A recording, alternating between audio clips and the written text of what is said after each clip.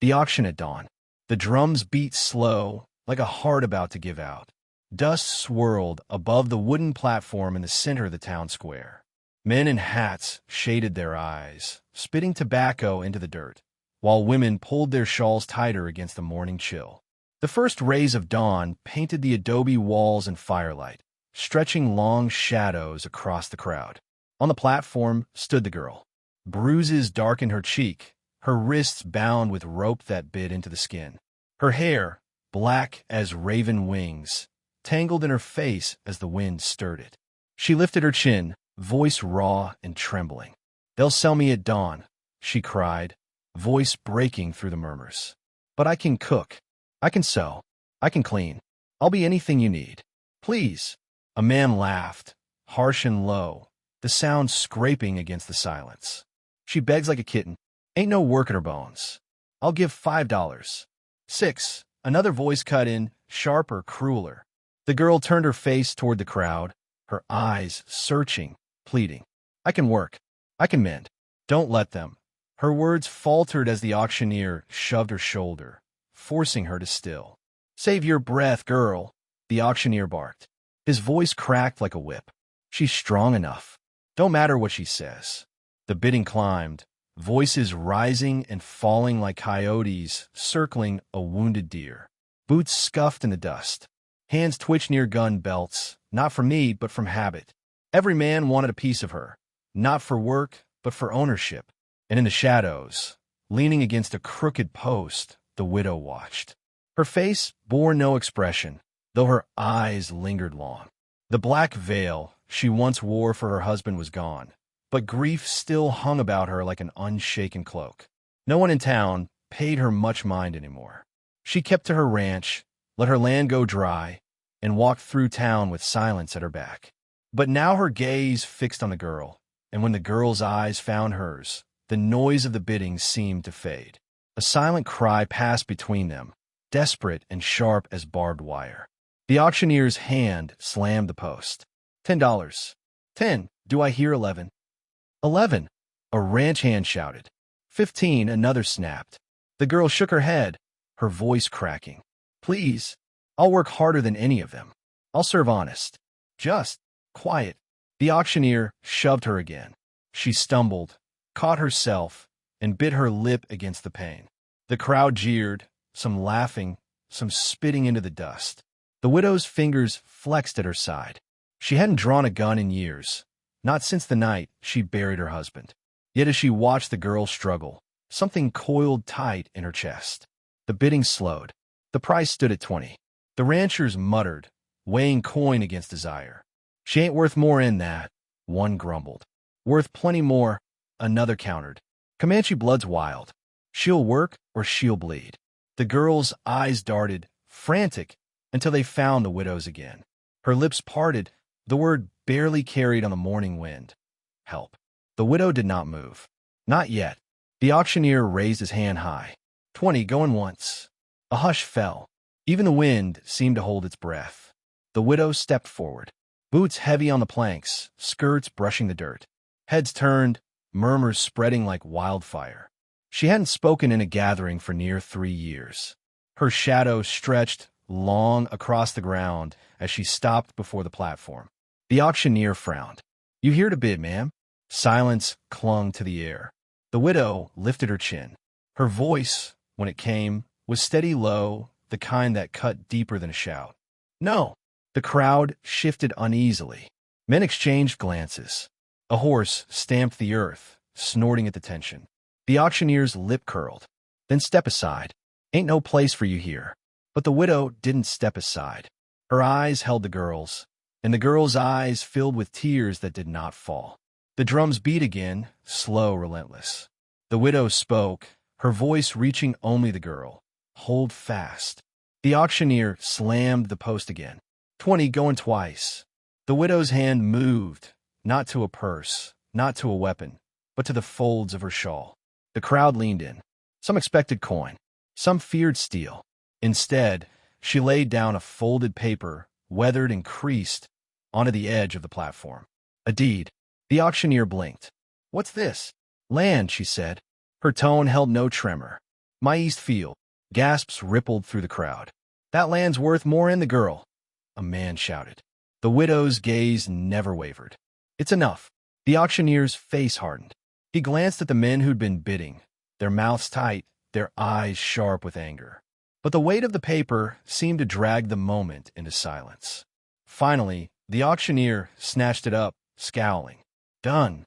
The rope was cut. The girl's wrists fell free. She nearly stumbled, but the widow's hand caught her elbow, steadying her. The men muttered, some cursing under their breath. Others spat in the dust. The widow turned, guiding the girl through the parting crowd. No one dared to block their path, though many thought of it. There was something in her bearing, something that stilled the boldest of them. The girl clung to her side, whispering through ragged breath, "Why?" The widow did not answer. Not yet. Boots scuffed, hat brims lowered, and in the silence that followed, the drums ceased, leaving only the sound of their footsteps echoing against the adobe walls. Behind them, the auctioneer's voice rose again, strained and bitter. It ain't over, not by a long mile. But the widow didn't turn back. The girl's hand clutched hers like a lifeline, and together they walked toward the dying light of morning, the dust swallowing their trail. And though no one spoke it aloud, whispers curled like smoke through the crowd. The widow gave land for a Comanche. The widow chose. The widow stirred again. The desert wind carried those whispers away, out toward the canyons, where legends waited for their birth. The widow's secret. The wind howled through the cracks in a ranch house, rattling shutters against dry wood. A lantern flickered on the table, throwing shadows across bare walls and a floor worn smooth by years of footsteps. The Comanche girl sat at the edge of the chair, wrists still red from rope burn, her breath shallow, as if she feared making a sound. The widow stoked the fire, iron poker scraping against the coals. Sparks leapt upward, bright against the gloom. She didn't look back when the girl whispered, "They'll come." The widow's voice was flat, steady. "I know." The girl's hands trembled as she reached for the cup before her, tin clinking against wood. She sipped, grimacing at the bitterness of the coffee, though the heat steadied her. Her eyes darted toward the window, where night pressed heavy against the glass. Shadows moved out there, maybe wind in the mesquite, maybe something else. The widow finally turned. Her gaze lingered on the bruises across the girl's cheek, the split lip. "You'll sleep in the back room. Bolt the door." The girl shook her head. "No sleep tonight." Silence stretched, broken only by the whistle of wind through the eaves. The widow set the poker aside. Her hands, veined and scarred, brushed against the edge of a drawer. With a quick motion, she slid it open. Inside, nestled in oiled cloth, gleamed a revolver. The girl's breath caught. The widow lifted it slowly, as though it weighed more than iron. She checked the chamber, the click loud in the quiet room. 6 bullets, each one polished, ready. She laid the gun on the table between them, metal glinting in firelight. The girl's voice trembled. "You've done this before." The widow didn't answer. A coyote cried in the distance. Another answered, closer. The girl's fingers tightened around the cup, knuckles white. "They'll ride for me," she said. Men don't let go of what they think they own. The widow's jaw hardened. She reached into the drawer again and pulled free a second item, a folded piece of cloth, dark with age. She spread it across the table. The girl leaned forward, breath quickening. It was a bandana, once crimson, now faded near brown, edges frayed. The kind outlaws wore across their faces when they rode into town with pistols drawn. "You kept it," the girl whispered. The widow gathered it up, folding it once more with slow, deliberate hands. Some things don't leave easy. A horse's distant whinny carried on the wind. Both women froze. The girl's gaze shot to the door. The widow snuffed the lantern with a quick pinch, plunging the room into shadow. Boots scraped outside. Gravel shifted beneath weight. The creak of saddle leather carried faint but sharp.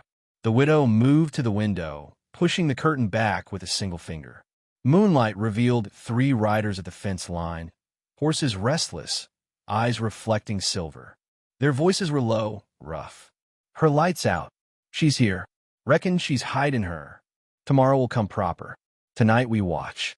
The widow let the curtain fall. Her face was unreadable in the dark. The girl's breath came quick. "What do we do?" The widow answered without hesitation. "We wait." They sat in silence, the only sound the faint ticking of the cooling stove. Hours dragged like years. Outside, the riders lingered, their whispers fading and rising again like snakes in dry grass. The girl fought sleep, her body swaying with exhaustion. At last, when the night grew thin and the stars burned low, the hoofbeats retreated. The land fell quiet again. The widow relit the lantern. Her hands were steady, though her eyes carried a storm. She slid the revolver back into its cloth, tucking it beneath the drawer again, hidden but not forgotten. The girl touched her arm. "Why did you save me?" The widow didn't meet her gaze. Her fingers rested on the table, pressing against the scarred wood. "Because I know what it is to be taken." The words hung heavy, final. The girl lowered her eyes, but her voice rose, soft as a prayer.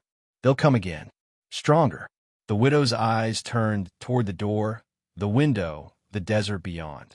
Her expression did not change, but in the hollow of her throat, her pulse beat steady, defiant. She stood, moving to the cupboard. From its shadowed depths, she drew out a box, cedar and iron-bound. She set it on the table.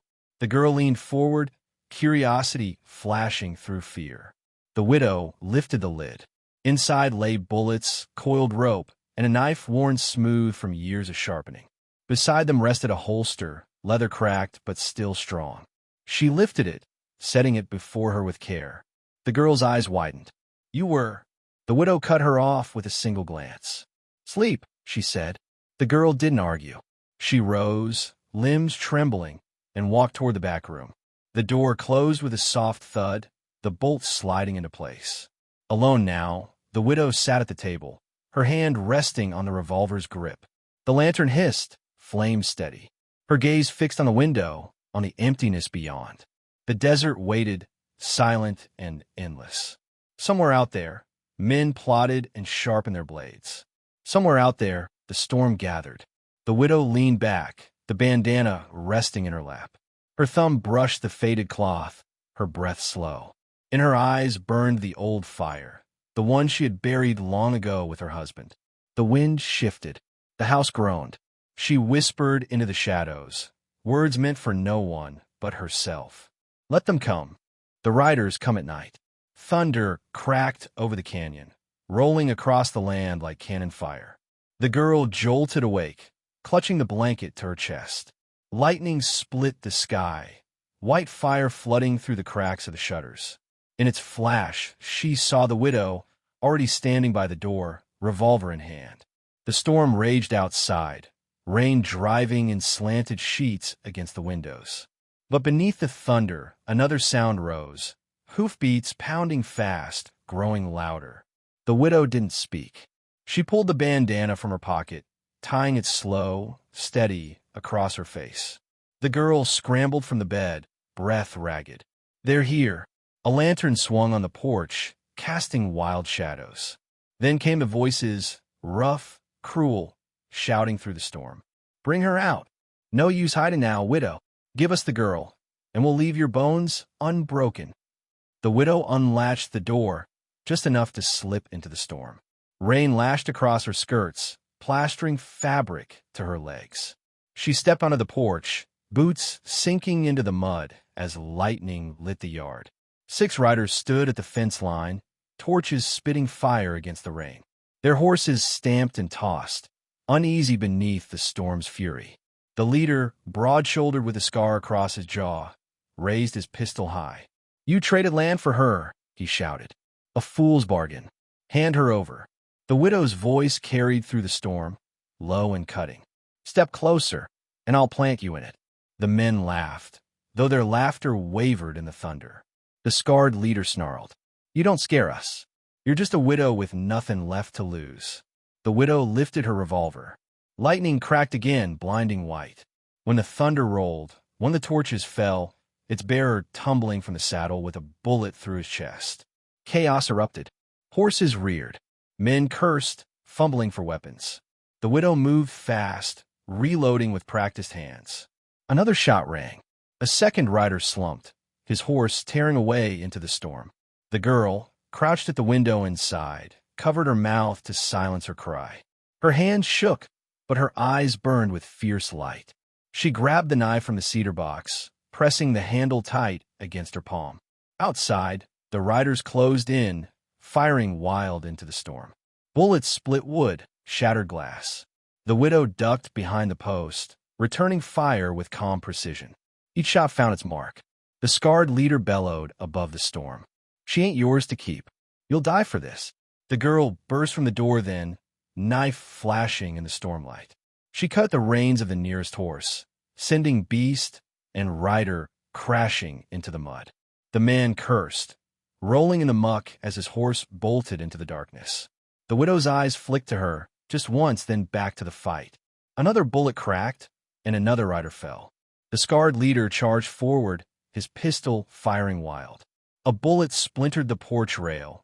Another whistled past the widow's head. She didn't flinch. She stepped into the yard, revolver steady in her hand. Lightning flared. The two figures faced each other through sheets of rain. The widow in her bandana, the outlaw with fire in his eyes. He spat into the mud. "I know you now. Viper." The word cut sharper than any blade. The other men froze, fear flashing in their eyes.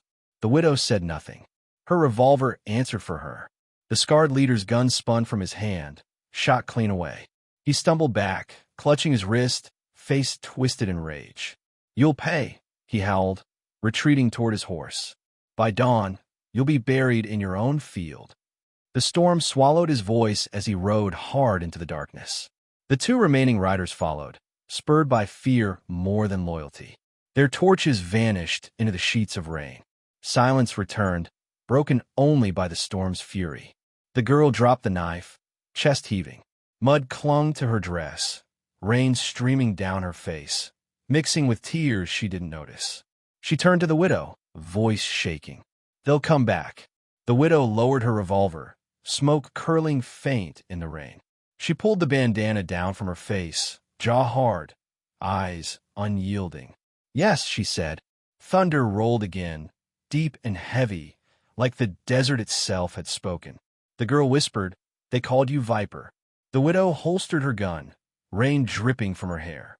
She did not answer. She only stepped back onto the porch, boots thudding against wet wood, eyes already on the horizon. The storm raged, but the night felt colder still, filled with the promise of blood yet to come. Dawn of the Viper. The sun bled red across the horizon, spilling light over the desert like fire on dry brush. The widow stood in the yard, revolver heavy at her side. The girl crouched near the porch rail, knife clutched tight, her breath fogging in the cold morning air. The silence before the storm was unbearable, the land holding its breath, waiting. Then came the hoofbeats. Dust rose on the road, a low thunder rolling closer. 20 riders strong, the scarred leader at their front, his face twisted in rage. Rifles glinted in the rising sun. The town followed behind, townsfolk clustering at the edges, drawn like moths to flame. The girl whispered, "There's too many." The widow's voice was calm, steady as stone. "Enough." The riders fanned out, circling the ranch. The scarred leader reined his horse forward, pistol raised high. His voice cracked like a whip. "Viper, you'll die here. The girl comes with me." The widow stepped forward, boots sinking into the dust. She pulled the bandana up over her face, tying the knot tight. The crowd stirred. A murmur passed through them like wind through grass. Viper. The name traveled on every tongue, half fear, half wonder. The scarred leader spat. "You know legend. Just a widow hiding behind old tales." The widow's revolver rose, steady, unshaken. The two faced each other in the dirt road, silence stretching so thin it threatened to snap. The girl gripped the rail, eyes wide, watching every twitch of their hands. The leader sneered. "Draw." The widow's gun fired. The crack split the dawn. Smoke curled. The leader swayed, a red bloom spreading across his chest. He toppled from the saddle, hitting the ground hard, dust billowing around him. His pistol clattered into the dirt. For a breath, no one moved. Then the ranch erupted in gunfire. Riders charged. Bullets tore through wood, shattering windows, splintering beams. The girl ducked low, sliding beneath the porch, knife ready. She slashed at a horse's legs as it thundered past, sending rider and beast crashing. She rolled in the dust, scrambling for cover, heart hammering. The widow moved through the chaos like a storm made flesh. Every shot she fired struck true. Men toppled from saddles, guns falling silent. Her face, hidden by the bandana, showed nothing, but her eyes burned cold and merciless. The townsfolk gasped, pressed back from the fight, whispers racing among them. She's faster than any man. She ain't missed once. It's her, it's truly her. The girl sprang from hiding, leaping onto the back of a rider who'd grabbed her by the arm. She drove the knife down once, twice, until his grip loosened and he fell limp into the dirt. She snatched his revolver, clumsy in her hands, but loaded, and fired wild into the fray. The widow covered her, each shot carving a path clear. Riders broke, their courage failing. Smoke hung thick, stinging eyes and throat. Horses screamed, rearing against reins. Men cursed, shouting for retreat, for mercy. The widow advanced through it all, boots crunching on spent shells, revolver smoking in her grip. She walked with the certainty of someone who had done this before, who had lived this fire and would not falter now. When the last shot faded, the yard lay heavy with silence. Dust drifted, mingled with gun smoke. Bodies sprawled in the dirt. The scarred leader lay face up, eyes glassed over, blood soaking into the earth. The girl stood trembling, the knife still slick in her hand. She dropped it, chest heaving, and looked to the widow. The widow lowered her revolver. Her hand shook once, then steadied. She pulled the bandana down, face revealed, eyes hard but alive. The townsfolk whispered louder now, awe in their voices. The viper. She's still here. The widow looked at them, her voice cutting through the stillness. This land ain't theirs. It ain't yours. It's ours, and no man will take it again. The crowd shifted, uneasy, but no one dared meet her gaze.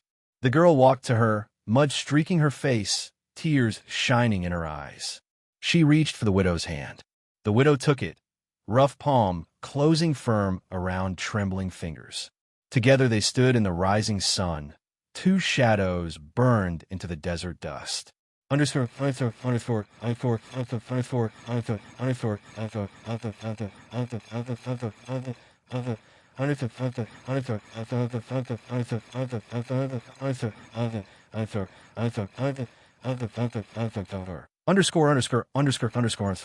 And the old storyteller's voice, low and steady, carried the tale to its end. Some say the sky turned red that morning, as if the desert itself bore witness. Some say the ground still remembers the blood spilled in that yard.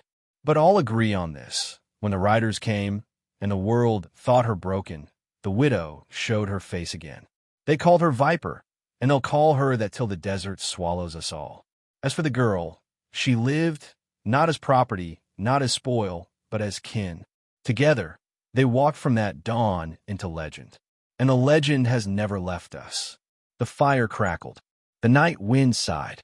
The storyteller's voice fell to silence. And still the desert remembered,